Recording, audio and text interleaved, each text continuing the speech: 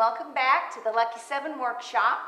All month long we're going to continue to have workshop lessons where I'll be teaching some techniques that I really like to use when I'm doing my mixed media, and we're transferring that those mixed media ideas to an art journal or a scrapbook that you want to create. I started today, what we're going to do today is one of my favorite things to do. It's not going to be perfect, but you're going to find out that it's really quite fun to do.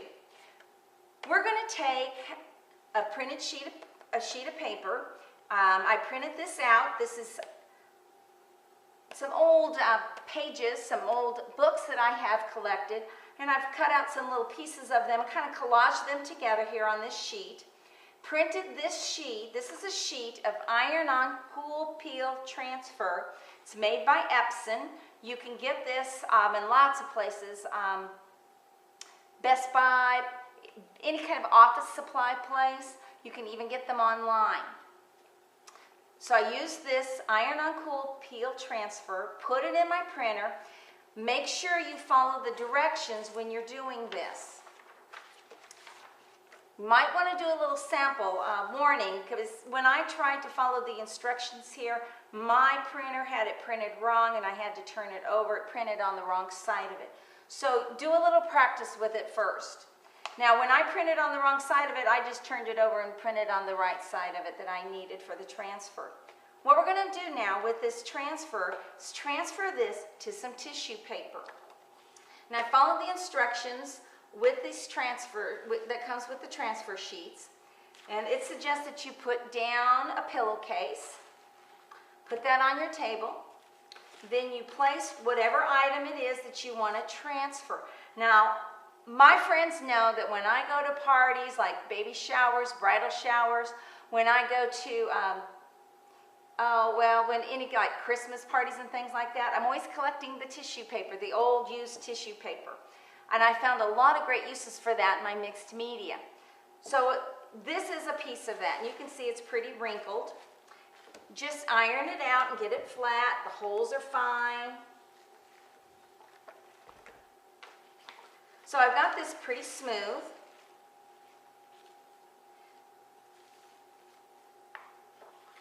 Now take your sheet of transfer paper, turn it over so that your transfer is down onto the tissue paper. You have to have a really, really hot iron, so make sure your iron is on, that you've got it to the hottest setting, and that you also have it on dry. No steam for this. And then you just start ironing this on. And I kind of like to lift it up and press, lift it up and press. And it's got to really melt into that tissue paper. So it's got to be on there for a little bit of time. It takes quite a bit of time to get that melted in there. I think it's probably going to depend on how hot your iron gets. So pay attention as you're working and letting this melt in and transferring onto your tissue paper. You're going to want to check on the back side. Now I can tell right away that the transfer has not really begun. You'll notice when you turn it over, I know it's not going to show up too well here with this camera, but you'll notice the parts that are melting in are going to show up better. So I can tell by looking at this that the transfer, the melting in, has not begun. So this is going to take a little bit of time. I'm going to finish this up and then I'm going to come right back. All right.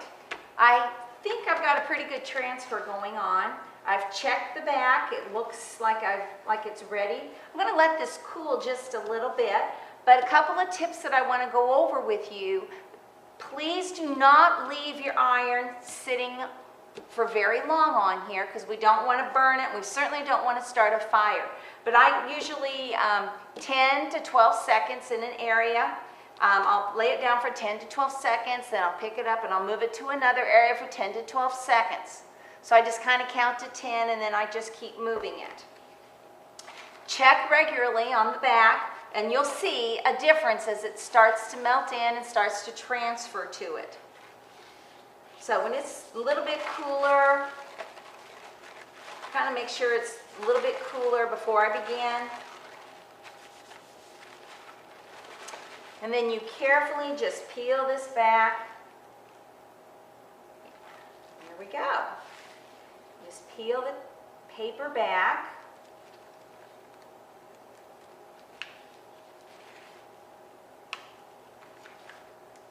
And let me move my iron out of the way. Oh, I can't begin to tell you how happy I am the way this one turned out. Let me show you the one that I made first and how it turned out. It's kind of torn up. Well, I did not let this cool a little bit before I started peeling the backing off of it. And some of it didn't stay. So I hope you learned a little bit from my mistakes and that you'll be able to not have as much trouble. But that's okay because I'm going to be able to use this. So I'm going to be taking my tissue paper. I'm going to be, here's my book, and I've got my page ready to go. I took a photo that I was going to use for this today. And let me show you the original. And what I did was I did a photo transfer, made a photo on some regular paper, and I used little dots, and I'll show you how to do that on the website. How to take your photo and make it, use the little dots. And then I did the mirror image when I was printing this. So I did my photo transfer like we did in the workshop one. I put on the gel medium, and then I laid this down and rubbed it on. And today I used a brayer. And now it's completely dry. It's really dry. So what I'm going to do is I'm going to use my gel medium again. Let me grab a brush.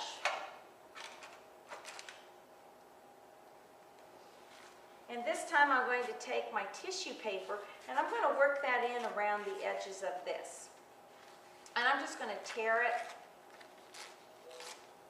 Get really cool, different looks around the edges of here.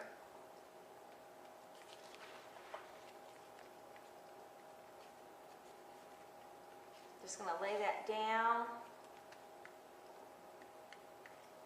right on top of that gel medium.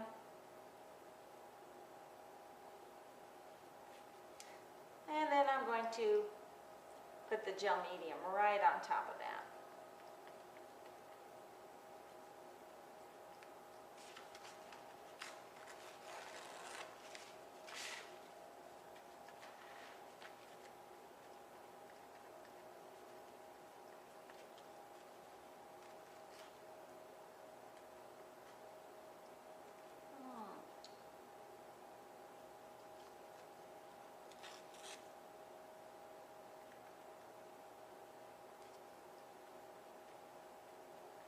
I'm going to go through this, finish this up, do my tearing, and when you come back, it'll be all dried.